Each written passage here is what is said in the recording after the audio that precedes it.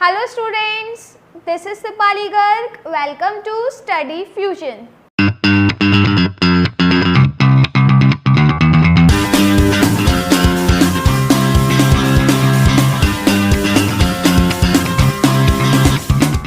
Guys, आज की video में हम पढ़ने वाले हैं कंपोनेंट्स ऑफ इकोसिस्टम।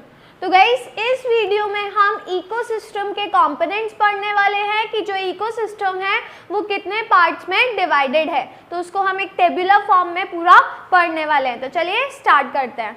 गाइस जो इकोसिस्टम होता है वो दो मेन कंपोनेंट्स में डिवाइड हो जाता है, abiotic components and biotic components. ठीक है गाइस, देखिए एबायोटिक कंपोनेंट्स जो होते हैं ये नॉन लिविंग कंपोनेंट्स होते हैं। कैसे होते हैं? नॉन लिविंग, क्योंकि गाइस आप लोगों को पता है कि इकोसिस्टम में नॉन लिविंग थिंग्स भी आती हैं और लिविंग थिंग्स भी आती हैं। तो गाइस जितना भी नॉन लिविंग वाला जो पार्ट होता है, जो नॉन लिविंग जितने भी कंपोनेंट्स होते हैं सबको एबायोटिक कंपोनेंट्स कहा जाता है। ठीक है, देन गाइस जो सेकेंड पार्ट है वो है बायोटिक कंपोनेंट्स, जिसमें सारे लिविंग कंपोनेंट्स आ जाते हैं। तो जितने भी लिविंग कंपोनेंट्स होते हैं उनको बायोटिक कंपोनेंट्स कहा जाता है। ठीक है गाइस, एबायोटिक कंपोनेंट्स के अगर हम एग्जांपल की बात कर रहे हैं तो इसमें आ जाते हैं फिजिकल एनवायरनमेंट। फिजिकल एनवायरनमेंट में सॉइल आ जाता है, वाटर एंड एयर, ये सभी एबायोटिक कंपोनेंट्स हैं। देन गाइस जितने भी इनऑर्गेनिक सब्सटेंसेस हैं जैसे carbon dioxide gas, nitrogen gas, oxygen, water, phosphorus, sulphur, sodium, potassium, calcium and और जितने भी इनऑर्गेनिक सब्सटेंसेस हैं, जितने भी एलिमेंट्स हैं गाइस, ये सारे जितने भी सब्सटेंसेस हैं ये सभी कैसे हैं? एबायोटिक कंपोनेंट्स हैं। ठीक है, देन इसके साथ साथ क्लाइमेटिक फैक्टर्स जैसे कि लाइट है, टेम्परेचर है, प्रेशर है एंड ह्यूमिडिटी है। गाइस ये जितने भी क्लाइमेटिक फैक्टर्स हैं ये सभी किस में आ जाते हैं? एबायोटिक कंपोनेंट्स में। ठीक है, तो गाइस याद रखिएगा कि एबायोटिक कंपोनेंट्स में सभी नॉन लिविंग कंपोनेंट्स आ जाते हैं। और गाइस कौन कौन से होते हैं? जितने भी फिजिकल एनवायरनमेंट है, सॉइल, एयर, वाटर, ये सभी, एंड जितने भी इनऑर्गेनिक सब्सटेंसेस है एंड जितने भी क्लाइमेटिक फैक्टर्स हैं, लाइट, टेम्परेचर, प्रेशर, ह्यूमिडिटी, ये सभी आ जाते हैं एबायोटिक कंपोनेंट्स में। ठीक है, देन गाइस सेकंड है बायोटिक कंपोनेंट्स। तो बायोटिक कंपोनेंट्स में ऑब्वियसली लिविंग कंपोनेंट्स आते हैं, और आप लोगों को पता है कि लिविंग ऑर्गेनिज्म में प्लांट्स आते हैं, एनिमल्स आते हैं एंड माइक्रो ऑर्गेनिज्म आते हैं। तो गाइस जो बायोटिक कंपोनेंट है फर्दर तीन कैटेगरी में डिवाइडेड हो जाता है, प्रोड्यूसर्स, कंज्यूमर्स एंड डीकम्पोजर्स। ठीक है गाइस, प्रोड्यूसर्स को ऑटोट्रॉफ्स कहा जाता है क्योंकि जो प्रोड्यूसर्स होते हैं ये अपना खाना खुद बनाते हैं, ये अपना खाने को खुद ही सिंथेसाइज करते हैं। ठीक है, तो गाइस जो प्रोड्यूसर्स होते हैं ये सिंथेसाइज करते हैं देयर ओन फूड। और गाइस आप लोगों को पता है कि अपना खाना खुद कौन बनाता है? Green plants. तो गाइस जो ग्रीन प्लांट्स होते हैं वो carbon dioxide, water, chlorophyll and sunlight की प्रेजेंस में अपना खाना खुद बनाते हैं, तो इसी वजह से इनको कहा जाता है प्रोड्यूसर्स। गाइस जो प्रोड्यूसर्स होते हैं उन्हें ऑटोट्रॉफ्स भी कहते हैं। याद रखिएगा, ऑटोट्रॉफ्स का मतलब होता है कि वो ऑर्गेनिज्म जो अपना खाना खुद बनाए। ठीक है, तो गाइस इसमें एग्जाम्पल हो गया ग्रीन प्लांट्स, क्योंकि जो ग्रीन प्लांट्स होते हैं वो अपना खाना खुद ही सिंथेसाइज करते हैं। देन सेकंड कैटेगरी आती है कंज्यूमर्स। गाइस कंज्यूमर्स को हेटेरोट्रॉफ्स कहा जाता है क्योंकि जो कंज्यूमर्स होते हैं वो अपना खाना खुद नहीं बनाते बल्कि दूसरे ऑर्गेनिज्म पर डिपेंड होते हैं खाने के लिए। ठीक है, तो guys they depend on other for food. तो जो कंज्यूमर्स होते हैं ये दूसरे ऑर्गेनिज्म पर डिपेंड होते हैं खाने के लिए, ये अपना खाना खुद नहीं बनाते, इसी वजह से कंज्यूमर्स को हेटेरोट्रॉफ्स भी कहा जाता है। ठीक है गाइस, जो कंज्यूमर्स होते हैं फर्दर डिवाइड हो जाते हैं तीन कैटेगरी में। तो गाइस सबसे पहले आते हैं herbivores, then carnivores and then omnivores. Guys herbivores वो ऑर्गेनिज्म होते हैं जो कि सिर्फ प्लांट्स को खाते हैं। ठीक है, जो कि प्लांट ईटर्स होते हैं, तो ईट ओनली प्लांट्स। तो गाइस जो हर्बीवोर्स होते हैं ये प्लांट ईटर्स होते हैं, सिर्फ प्लांट को खाते हैं। ठीक है गाइस, जो हर्बीवोर्स होते हैं इन्हें प्राइमरी कंज्यूमर्स कहा जाता है।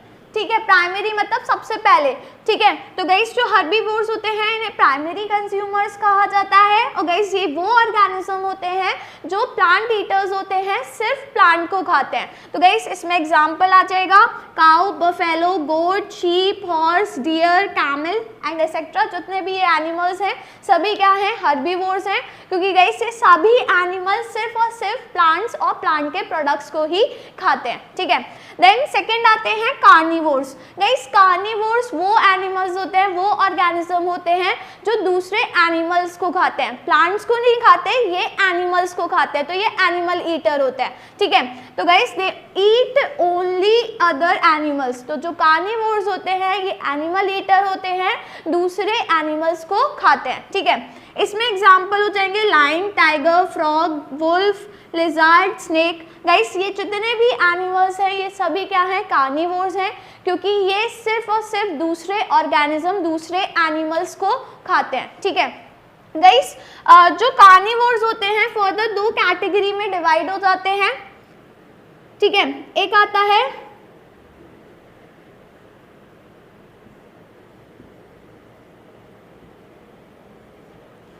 सेकेंडरी कंज्यूमर्स और दूसरा होता है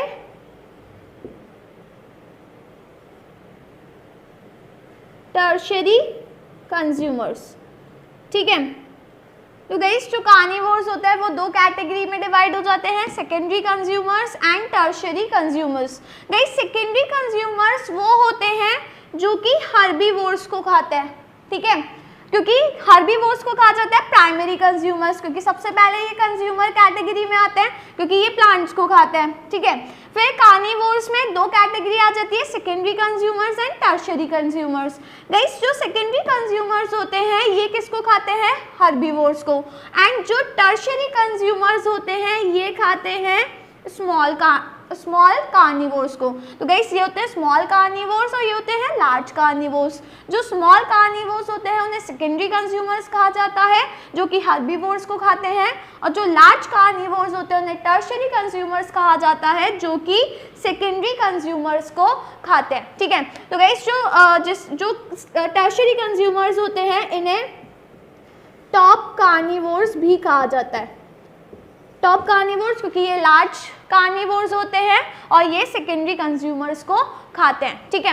तो गाइस याद रखिएगा कि जो कार्निवोर्स होते हैं दो कैटेगरी में डिवाइड हो जाते हैं, एक सेकेंडरी कंज्यूमर्स और एक tertiary consumers. Secondary consumers small carnivores होते हैं जो कि प्राइमरी कंज्यूमर्स को खाते हैं, मतलब हर्बीवोर्स को खाते हैं, और जो टर्शियरी कंज्यूमर्स होते हैं ये लार्ज कार्निवोर्स होते हैं जो कि सेकेंडरी कंज्यूमर्स को खाते हैं। ठीक है। देन गाइस सेकेंड कैटेगरी आती है ओमनीवोर्स।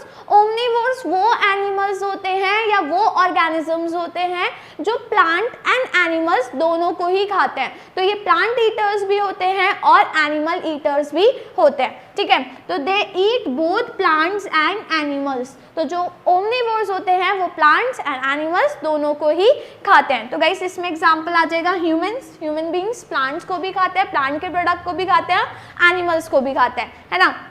तो humans, dog, crow, sparrow, bear, ant and etcetera. Guys ये जितने भी ऑर्गेनिज्म हैं ये सभी ऑर्गेनिज्म प्लांट्स को भी खाते हैं और एनिमल्स को भी खाते हैं, प्लांट ईटर्स भी हैं और एनिमल ईटर्स भी हैं, इसी वजह से इन्हें कहा जाता है ओमनीवोर्स। ठीक है। गाइस जो प्रोड्यूसर्स एंड कंज्यूमर्स होते हैं इसमें एक अलग टाइप के प्रोड्यूसर्स और कंज्यूमर्स आते हैं जिनको कहा जाता है प्लैंक्टन्स। ठीक है। गाइस अलग टाइप के प्रोड्यूसर्स एंड कंज्यूमर्स होते हैं जिनको कहा जाता है प्लैंक्टन्स। गाइस ये जो प्लैंक्टन्स होते हैं ये माइक्रोस्कोपिक ऑर्गेनिज्म होते हैं जो कि वाटर में पाए जाते हैं और फ्री फ्लोटिंग होते हैं। जो वाटर का सरफेस होता है, पॉन्ड्स है, रिवर है, लेक है, सीज है, ओशन है, इसके सरफेस पे फ्री फ्लोटिंग होते हैं। ठीक है। गाइस जो प्लैंक्टन्स होते हैं ये दो कैटेगरी में डिवाइड हो जाते हैं, एक होता है फाइटोप्लैंक्टन्स और एक होता है जूप्लैंक्टन्स। गाइस फाइटोप्लैंक्टन्स में आते हैं स्मॉल प्लांट्स, माइक्रोस्कोपिक प्लांट्स जो कि वाटर बॉडीज के सरफेस पर फ्री फ्लोटिंग होते हैं, ठीक है। और गाइस जूप्लैंक्टन, जू वर्ड से ही पता चल रहा है ऑर्गेनिज्म होंगे, है ना। तो गाइस ये एक्वेटिक ऑर्गेनिज्म होते हैं जो कि माइक्रोस्कोपिक होते हैं, जो कि जो वाटर बॉडीज है उसके सरफेस पर फ्री फ्लोटिंग होते हैं, ठीक है। तो गाइस याद रखिएगा कि जो प्रोड्यूसर्स और कंज्यूमर्स हैं इसमें एक अलग कैटेगरी आती है जिसको कहा जाता है प्लैंक्टन्स, जो कि माइक्रोस्कोपिक ऑर्गेनिज्म होते हैं, वाटर बॉडीज के सरफेस पर फ्री फ्लोटिंग होते हैं। दो कैटेगरी में ये डिवाइडेड होते हैं, फाइटोप्लैंक्टन्स एंड जूप्लैंक्टन्स। फाइटोप्लैंक्टन्स में माइक्रोस्कोपिक प्लांट्स आ जाते हैं जो कि वाटर बॉडीज जैसे कि लेक हो गया, पॉन्ड, रिवर, सीज, ओशन, इसके सरफेस पर फ्री फ्लोटिंग होते हैं। और गाइस जूप्लैंक्टन्स में माइक्रोस्कोपिक एक्वेटिक एनिमल्स होते हैं जो कि वाटर बॉडीज के सरफेस पर फ्री फ्लोटिंग होते हैं, ठीक है। तो इसको याद रखिएगा। देन गाइस जो बायोटिक कंपोनेंट्स है इसमें थर्ड कैटेगरी आती है डीकम्पोजर्स। गाइस डीकम्पोजर को सैप्रोट्रॉफ्स भी कहा जाता है, ठीक है। गाइस ये जो डीकम्पोजर्स होते हैं ये वो ऑर्गेनिज्म होते हैं जो डेड प्लांट्स एंड एनिमल के ऊपर एक्ट करते हैं और उनके अंदर जितना भी कॉम्प्लेक्स सब्सटेंसेस होता है उन्हें डिकम्पोज करते हैं और उस कॉम्प्लेक्स सब्सटेंस को सिंपलर सब्सटेंस में ब्रेक डाउन कर देते हैं, ठीक है। तो गाइस डीकम्पोजर्स क्या होते हैं? Consume the dead remains of the other organism. Guys जो डीकम्पोजर्स होते हैं ये जो डेड रिमेन्स रह जाता है प्लांट्स एंड एनिमल्स का, उनके ऊपर एक्ट करते हैं। प्लांट्स और एनिमल्स में जितने भी कॉम्प्लेक्स ऑर्गेनिक सब्सटेंसेस होते हैं उन्हें ब्रेक डाउन करते हैं और उन्हें सिंपलर सब्सटेंस में कन्वर्ट कर देते हैं, ठीक है। गाइस डीकम्पोजर्स में आते हैं सर्टेन बैक्टीरियाज एंड फंजाई, क्योंकि माइक्रोस्कोपिक हैं, ठीक है। जो बैक्टीरियाज हैं वो कैसे होते हैं? माइक्रोस्कोपिक ऑर्गेनिज्म होते हैं। और गाइस फंजाई आ जाती है। बैक्टीरिया और जो फंजाई होती है ये मरे हुए प्लांट्स एंड एनिमल्स के ऊपर एक्ट करती है, उनको ब्रेक डाउन करती है, उनके अंदर जितना भी ऑर्गेनिक सब्सटेंस होता है उसको ब्रेक डाउन करती है और सिंपलर सब्सटेंस में कन्वर्ट करती है, ठीक है। गाइस जो डीकम्पोजर्स होते हैं इन्हें क्लींजिंग एजेंट कहा जाता है, क्योंकि गाइस जो डीकम्पोजर्स होते हैं वो एनवायरनमेंट को क्लीन रखते हैं। मान के चलिए कि जगह जगह पर प्लांट्स मर जाते हैं, एनिमल्स मर जाते हैं, तो उनकी जो डेड बॉडी होती है वो सरफेस पे ऐसी पड़ी रहती है ना। तो गाइस ये जो डीकम्पोजर्स होते हैं ये उनकी डेड बॉडी के ऊपर एक्ट करते हैं और उनके अंदर जितना भी कॉम्प्लेक्स सब्सटेंस होता है उसको सिंपलेस्ट सब्सटेंस में ब्रेक कर देते हैं। तो इसी वजह से जो डीकम्पोजर्स होते हैं उन्हें क्लींजिंग एजेंट कहा जाता है, क्योंकि ये एनवायरनमेंट को क्लीन रखता है, ठीक है। और गाइस साथ ही में जो डीकम्पोजर्स होते हैं ये सॉइल की फर्टिलिटी को भी बढ़ाते हैं, क्योंकि जब ये सिंपलेस्ट सब्सटेंस में कन्वर्ट कर रहे हैं कॉम्प्लेक्स सब्सटेंसेस को, तो इससे जो जितना भी सिंपलेस्ट सब्सटेंस है वो सॉइल में चला जाता है और जो सॉइल होती है वो फर्टाइल हो जाती है। अब जब सॉइल फर्टाइल होगी तो ऑब्वियसली वहाँ पे प्लांट ग्रो अप करेंगे, क्योंकि प्लांट को प्रॉपर अमाउंट में न्यूट्रिशन मिलेगा, है ना। तो गाइस जो डीकम्पोजर्स होते हैं वो क्लींजिंग एजेंट के साथ साथ सॉइल को फर्टाइल भी बनाते हैं, क्योंकि जो सॉइल होती है वो न्यूट्रिशन से भरी हो जाती है, क्योंकि सिंपलेस्ट सब्सटेंस सॉइल के अंदर ही जाते हैं, तो सॉइल फर्टाइल हो जाती है। और जब सॉइल फर्टाइल हो जाती है, सॉइल अच्छी होती है, तो जो प्लांट्स होते हैं वो ग्रो कर जाते हैं और प्लांट्स को प्रॉपर अमाउंट में न्यूट्रिशन मिल जाता है। अब उसी प्लांट को एनिमल्स खाते हैं तो एनिमल्स को भी प्रॉपर अमाउंट में न्यूट्रिशन मिल जाता है, ठीक है। तो गाइस जो डीकम्पोजर्स होते हैं ये भी बहुत इंपॉर्टेंट होता है। अगर डीकम्पोजर्स नहीं होंगे तो ऑब्वियसली सॉइल फर्टाइल नहीं होगी, और सॉइल फर्टाइल नहीं होगी तो प्लांट्स ग्रो नहीं कर पाएंगे, और अगर प्लांट्स नहीं होंगे तो ऑब्वियसली एनिमल्स भी नहीं होंगे, ठीक है। तो गाइस याद रखिएगा कि जो इकोसिस्टम होता है उसके दो मेन कंपोनेंट होते हैं, एबायोटिक एंड बायोटिक कंपोनेंट्स। सबके एग्जांपल्स याद रखिएगा और सबके डिविजन्स याद रखिएगा, ठीक है। तो गाइस इसको नोट कर लीजिए। तो गाइस अगर आपको वीडियो पसंद आई हो तो वीडियो को लाइक करना, शेयर करना और चैनल को सब्सक्राइब करना मत भूलिएगा। तो अब मैं आपसे मिलती हूँ नेक्स्ट वीडियो में एक नए टॉपिक के साथ। तो तब तक के लिए गुड बाय।